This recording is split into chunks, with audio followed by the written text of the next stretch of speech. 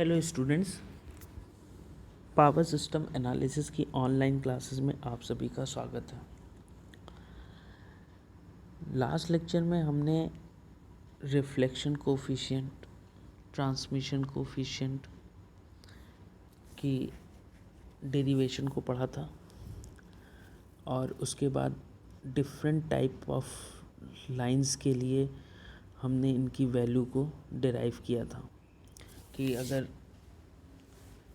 आपकी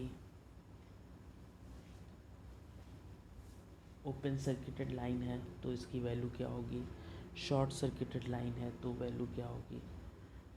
अब आज के लेक्चर में हम इन पे बेस कुछ न्यूमेरिकल्स देखेंगे, प्लस हम आगे बेवलिस लैटिस डायग्राम को भी डिस्कस करेंगे।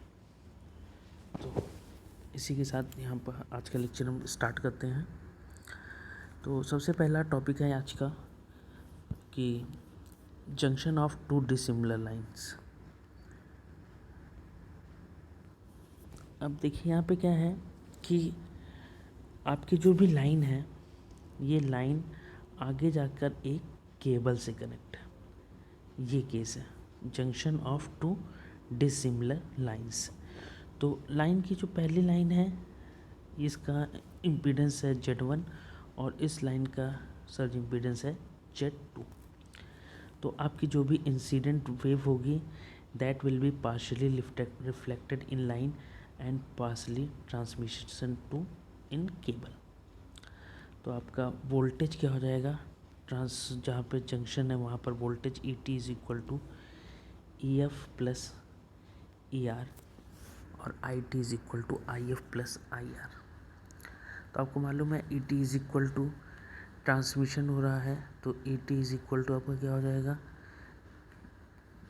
केबल का voltage ET, IT is equal to ET upon cable का सर्ज इम्पीडेंस Z2 जो हमने यहाँ माना था। इसी तरह IF इज इक्वल टू हो जाएगा EF upon Z1, IR is equal to हो जाएगा ER अपान Z1। तो वैल्यू दोनों की पुट कर दी और पुट करके सॉल्व किया तो ET अपान EF की हमने यहाँ पर वैल्यू निकाल दी। यहाँ वैल्यू पुट की, इसको सॉल्व किया, यहाँ फिर और फर्दर सिंप्लीफाई किया तो वैल्यू आ गई ET अपान EF। जहाँ पे ET अपान EF यहाँ पे आपका कहलाता है ट्रांसमिशन और refraction coefficient for two dissimilar line. तो transmission coefficient tau V is equal to 2Z2 upon Z1 plus Z2। In the same way current जो आपकी ET की आपने वैल्यू निकाल ली है। अब जो आपकी जो भी करंट केबल में ट्रांसमिट होगी वो करंट की वैल्यू होगी IT is equal to ET upon Z2।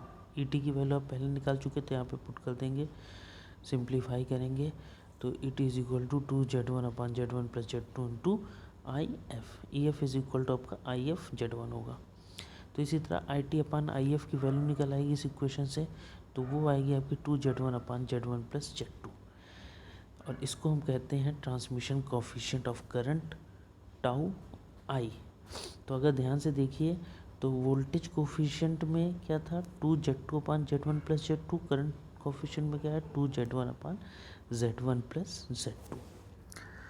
तो इस तरह से आपका वोल्टेज रिफ्लेक्टेड निकाल लेंगे इन लाइन में कितना वोल्टेज रिफ्लेक्टेड हुआ, यानी ER अपान EF की वैल्यू, और ये आपका रिफ्लेक्शन कोफिशिएंट कहलाएगा फॉर वोल्टेज, जिसकी वैल्यू आ रही है ER upon EF is equal to Z2 minus Z1 upon Z1 plus Z2 is equal to rho V। In the same way reflected current की भी इक्वेशन आ जाएगी और reflected current is equal to आएगा, reflected current coefficient आएगा आपका rho I is equal to IR upon IF is equal to Z1 minus Z2 upon Z1 plus Z2। तो यहाँ पे देखिए जितने भी ये रेक्टेंगल में जो भी फार्मूले लिखे हैं इन सब फार्मूलों को आपको याद रखना है, क्योंकि इस पे 2-2 नंबर के बहुत अच्छे क्वेश्चन बन सकते हैं। तो हमेशा इन फार्मूलों को ज़रूर याद रखिएगा। तो पहला था कि केबल और एक पहला केस था कि एक लाइन थी और इससे एक केबल कनेक्ट हो जा रही थी। अब केस क्या है कि ये लाइन आ रही है और इस लाइन से अलग अलग दो अलग अलग लाइनें बन जा रही हैं। तो दो अलग अलग लाइनें बन जा रही हैं तो आपने मान लिया ट्रांसमिशन कोफिशिएंट E2I1, यहाँ पे ट्रांसमिशन कोफिशिएंट E2I2, और यहाँ पे incident voltages EF reflected voltage ER तो बस अब सिंपल सा वही जो फंडा पहले का हमने किया था, EF plus ER is equal to ET, IF plus IR is equal to I1 plus I2। KCL से IF की वैल्यू क्या हो जाएगी, EF अपान Z1, IR की वैल्यू हो जाएगी माइनस ER अपान Z1, I1 की वैल्यू हो जाएगी ET अपान Z2 और I2 की वैल्यू हो जाएगी ET upon Z3। Value put कर दिया यहाँ पे, फिर थोड़ा सॉल्व किया तो आ गया ये EF upon Z1 minus ET upon minus EF upon Z1 is equal to ET upon Z2 plus ET upon Z3। तो यहाँ से आपने EF की वैल्यू ET की वैल्यू निकाल ली। ET की वैल्यू आई 2EF ब्रैकेट में 1 अपान Z1 अपान 1 upon Z1 plus 1 upon Z2 plus 1 upon Z3। ये आपकी आ गई ET की वैल्यू। तो ER की वैल्यू क्या आ गई आपकी, ER is equal to EF bracket में 1 upon Z1 minus 1 upon Z2 minus 1 upon Z3 upon 1 upon Z1 plus 1 upon Z2 plus 1 upon Z3। तो ये आपकी आ गई रिफ्लेक्टेड वोल्टेज ER की वैल्यू। तो इसके साथ आगे रिपीटेड रिफ्लेक्शन। अब देखिए यहाँ पे क्या है कि रिपीटेड रिफ्लेक्शन क्या होता है कि जैसे आपने पढ़ा होगा कि जो है लाइट्स में कि लाइट वेव गई और किसी भी जो है आपका प्लेन है उससे वो टकराई तो उस पर इंसिडेंट हुई तो सब कुछ पार्ट आपका क्रॉस कर जाता है और कुछ पार्ट वापस आ जाता है। तो जो क्रॉस कर जाता है उसको रिफ्रैक्शन कहते हैं, जो वापस आ जाता है उसको रिफ्लेक्शन कहते हैं। तो यहाँ पर केस है कि consider case where short cable is connected to an overhead line. तो इस ओवरहेड लाइन एक केबल से कनेक्ट है। ओवरहेड लाइन का सर्ज इम्पीडेंस है Z1, केबल का सर्ज इम्पीडेंस है Z2। Line to cable reflection factor है ρ1, line to cable transmission factor है τ1 और केबल टू लाइन रिफ्लेक्शन को फैक्टर है ρ2 और cable to line transmission factor है τt। तो और रिफ्लेक्शन को फिर the for end of cable ρc τc है। अब अगर हम अपने पुराने फॉर्मूले सब यूज़ कर ले तो ρ1 की जो वैल्यू होगी वो Z2 minus Z1 upon Z1 plus Z2 होगी। द सेम वे ρ2 की value Z1 minus Z2 upon Z1 plus Z2। τ1 की value 2Z2 upon Z1 plus Z2 और τ2 की value 2Z1 upon Z1 plus Z2। तो ये बेसिकली आपके फॉर्मूले होंगे। अब अगर far end of the cable is open है तो ρc is equal to 1, τc is equal to 1। अब यहाँ पे ये समझने वाला जिसे हम बेवलेस लैटिस डायग्राम या लैटिस डायग्राम बेसिकली कहते हैं। ओवरहेड लाइन से एक वेव फॉर्म आई और ये वेव फॉर्म आके फिर इधर से ऐसे रिफ्लेक्ट हो जा रही है। तो सब कुछ पार्ट यहाँ पर केबल में भी जा रहा है, ट्रांसमिट हो रहा है और कुछ पार्ट आपका रिफ्लेक्ट हो जा रहा है वेव AB का। तो AB जो इंसिडेंट हो रही है तो वोल्टेज E1 हो गया। अब जो जितना पार्ट केबल में इंटर जा रहा है वो उसके साथ ट्रांसमिशन कोफिशिएंट के साथ ऐड होगा, दैट मीन्स τ1 E1। और जो पार्ट आपका रिफ्लेक्ट कर जा रहा है वो रिफ्लेक्शन कोफिशिएंट ρ1 से कनेक्ट होगा, ρ1 से, दैट मीन्स ρ1 E1। अब यहाँ पे अगर ध्यान से देखिए तो ये इस जगह पे E आ रहा है, रो E1 जा रहा है और ट्रांसमिट हो रहा है τ1 E1। अब ये τ1 E1 अपनी नेक्स्ट लाइन से कनेक्ट होगा, आगे की एंड से जो है रिफ्लेक्ट करेगा। तो रिफ्लेक्ट करने पर इसकी वैल्यू आ गई τ1 E1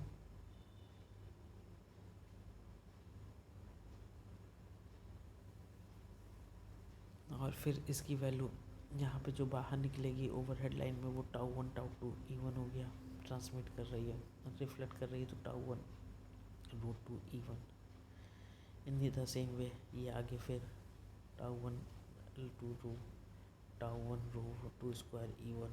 इस तरह से आपका टाइम डायग्राम जो भी है वो बनता जाएगा और आपका जो भी वोल्टेज है वो वोल्टेज बिल्डअप होके ये वोल्टेज की ये वेव फॉर्म होती जाएगी। इसको हम लैटिस डायग्राम कहते हैं। यहाँ पे कुछ लाइनें लिखी देखिए, इसको आप पढ़ लीजिएगा कि Bravais lattice diagram provides a simple and convenient method to study the effect of these multiple or repeated reflection. It is distance free graph. The slope of the line gives the proper propagation velocity in the system. The sloping lines from lattice on deserved time plane. तो ये basically Brevis lettuce diagram था। तो यहाँ पे आपको याद क्या रखना है कि अगर कोई वेव इंसिडेंट हो रही है तो उस वेव का कुछ पार्ट तो ट्रांसमिट हो जाएगा आगे की तरफ जो भी आगे उसमें कनेक्टर, और कुछ पार्ट आपका रिवर्स हो जाएगा। ओके, ये तो इन्हीं कॉन्सेप्ट का यूज़ करते हुए अभी हम इस पर एक न्यूमेरिकल भी लगाएंगे। तो उससे पहले हम दूसरे न्यूमेरिकल देखते हैं। देखिए ये न्यूमेरिकल आपका यूपी टेक्निकल यूनिवर्सिटी में 2007-8 में पूछा गया है। इजी न्यूमेरिकल है। क्या कह रहा है? An overhead line with such impedance 400 ohm is connected to a terminal apparatus through a short length of cable of such impedance shall assume a travelling wave of constant magnitude is 100 kV in finite diagram originate in the overhead line and travels toward the junction of the cable. Consider the energy transmitted to a cable during a period of 5 microsecond of one wave at the junction. तो कुछ नहीं करना, आपने सारे फार्मूले आपके पास हैं। Incident voltage आपको दिया ही है 100 kV। ट्रांसमिटेड वोल्टेज का फार्मूला आपके पास है ET is equal to 2Z2 upon Z1 plus Z2 into EF। तो वैल्यू पुट कर देंगे 2 इंटू 40 इंटू EF आपका जो है जो भी है वो 100 kV। 100 kV पुट कर दिया तो वोल्टेज आ गया 18.18 kV। इसी तरह ट्रांसमिटेड करंट के लिए भी सेम वही फार्मूला यूज़ होगा, पुट कर दिया। Next, energy transmitted during cable में कितना माइक्रो सेकेंड में कितनी एनर्जी उसने कंज्यूम कर ली वो यहाँ पर निकल गया। एक तरह क्वेश्चन एग्जीक्यूटिव में पूछा जाता है तो आप ध्यान से इस न्यूमेरिकल को एक बार कर लीजिएगा। नेक्स्ट है न्यूमेरिकल की सेम उसी टाइप का न्यूमेरिकल है ये भी। यहाँ पे क्या कह रहा है? N overhead line is connected to a terminal apparatus through a length of single phase cable. The characteristics impedance being 450 ohm respectively.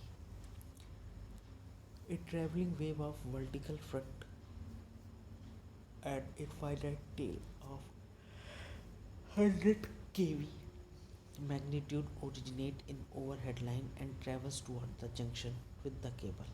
Determine the energy transmitted to the cable during a period of 2 microseconds after the arrival of wave at the junction. What voltage is reflected back in the line? तो इस question में ये कह रहा है कि characteristics impedance है भैया, तो ये इसका जो भी वोल्टेज होगा वो वोल्टेज आपका इंसिडेंट वोल्टेज 100 kV है। Transmitted voltage 2Z2E upon Z1 plus Z2 है। इनकी सारी वैल्यू पुट कर देंगे तो ट्रांसमिटेड वोल्टेज E2 आ जाएगा। ट्रांसमिटेड करंट I2 की वैल्यू है हमारे पास ET अपॉन Z2। इसको वैल्यू पुट करेंगे तो 444.1। Then energy transmitted into the cable during a period of 2 microsecond. 200 microsecond पे अगर हम एनर्जी निकालना चाहें तो एनर्जी का फार्मूला होता है ET upon IF into time. Value put कर दीजिए और आपको आंसर मिल जाएगा कि कितनी एनर्जी वेस्ट हुई। तो इस तरह से ये तो न्यूमेरिकल हुए। यहाँ पे एक न्यूमेरिकल और है, इसे आप नोट कर लीजिए, ये आपकी प्रैक्टिस के लिए है। मैं आपको 2 मिनट का टाइम देता हूँ, आप इस न्यूमेरिकल को नोट कर लीजिए।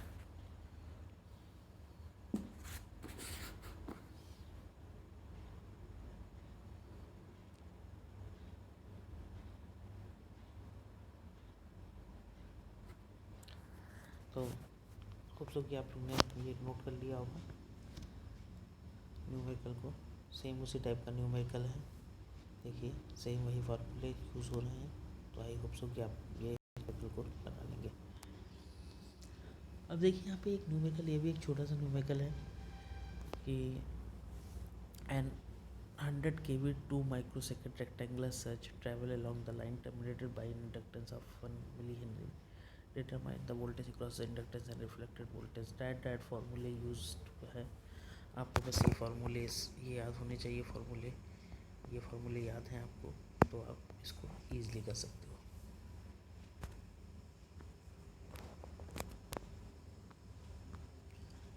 यहाँ पर ये एक न्यूमेरिकल दिया हुआ है वेवलेस लैटिस डायग्राम पे।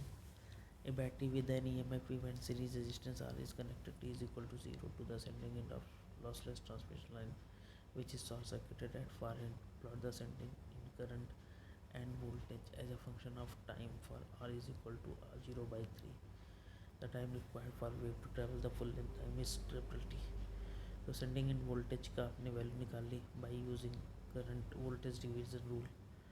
फिर सेंडिंग एंड करंट की वैल्यू निकाल ली, रिफ्लेक्शन कोफिशिएंट की वैल्यू निकाल ली, और रिफ्लेक्शन कोफिशिएंट यानी रो की वैल्यू यहाँ पे जो केल दिया वो रो की वैल्यू है, और जो आपका केजी दिया है वो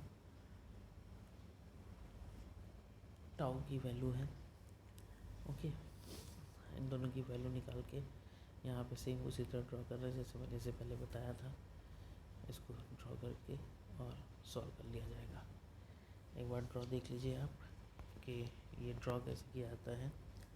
तो ड्रॉ करने में कुछ नहीं है, पहले सबसे पहले आपने रिफ्लेक्शन कोफिशिएंट की वैल्यू निकाल ली। रिफ्लेक्शन कोफिशिएंट देखिए जो मैंने आपको बताया था, rho is equal to ZT minus Z0 upon ZT plus Z0। तो उसी को ये रेजिस्टेंस के फॉर्म में लिख रहा है कि आपका reflection coefficient KT is equal to reflection coefficient KL is equal to RL minus R0 upon RL plus R0। तो ये वैल्यू यहाँ पे पुट कर देंगे तो ये -1 आ जाएगी। Then reflection coefficient for generator end है, तो जनरेटर इंड पे EMF आपका कितना था, ये वैल्यू निकाल लिया था यहाँ पे आपने। जनरेटर इंड पे EMF 3/4 E था, करंट था 0.75 E/R। तो इसके बाद आपका देखिए यहाँ पर वेव, जैसे आपकी वेव यहाँ पे इंसिडेंट हो रही है, ये आगे जा रही है, फिर यहाँ पे रिफ्लेक्ट हो रही है, फिर जा रही है, फिर जा रही है वैसे में, तो उसी वेव उसी टाइप की है। और यहाँ पे सारी वैल्यूज़ आप निकाल चुके हो, और मैंने आपको पहले ही फार्मूला बताया था कि जब भी कोई वेव इंसिडेंट करेगी तो उसका कुछ पार्ट रिफ्लेक्ट करता है और कुछ पार्ट उसका आपका ट्रांसमिट हो जाता है। तो आई होप सो कि आप ये सॉल्व कर लोगे। ये जिगजैग डायग्राम बनेगा। ओके, यहाँ पे लिखा है the zigzag lines are wave forms of the various reflection the number assign to the line inductance might drop individual wave the voltage of current wave easily plot कर चुके यही है। ये है इनका वोल्टेज, देखा जाए तो ये वोल्टेज 3/4 E, 3/80, 3/16, 3/4 E, 15/80 और 39/16 E। ये सारी वैल्यूज़ हैं जो जिससे हम ब्रेविस लैटिस डायग्राम को ड्रॉ कर रहे हैं। तो इस तरह से ये टोटल ब्रेविस लैटिस डायग्राम है। और इसी के साथ आज का लेक्चर हम यहीं पर स्टॉप करते हैं। तो टोटली आज के लेक्चर में हमने क्या क्या पढ़ा। आज के लेक्चर में हमने 2 डिसिमिलर लाइन पे क्या होगा रिफ्लेक्शन कोफिशिएंट वो जाना। देन 3 जंक्शन पे रिफ्लेक्शन कोफिशिएंट और ट्रांसमिशन कोफिशिएंट की वैल्यू क्या होगी वो हमने जाना। देन हमने ब्रेविस लैटिस डायग्राम पढ़ा, और ब्रेविस लैटिस डायग्राम के बाद हमने फिर आपका तो भी जो रिफ्लेक्शन और रिफ्लेक्शन कोफिशिएंट पे न्यूमेरिकल थे हमने उनको देख लिया, डिस्कस कर लिया। ब्रेविस लैटिस डायग्राम पे एक न्यूमेरिकल था वो हमने डिस्कस कर लिया। तो आज के लिए बस इतना ही रखते हैं। तो इसी के साथ आप लोग का बहुत बहुत धन्यवाद, और आप लोग अपने घर में रहिए, stay home and stay safe.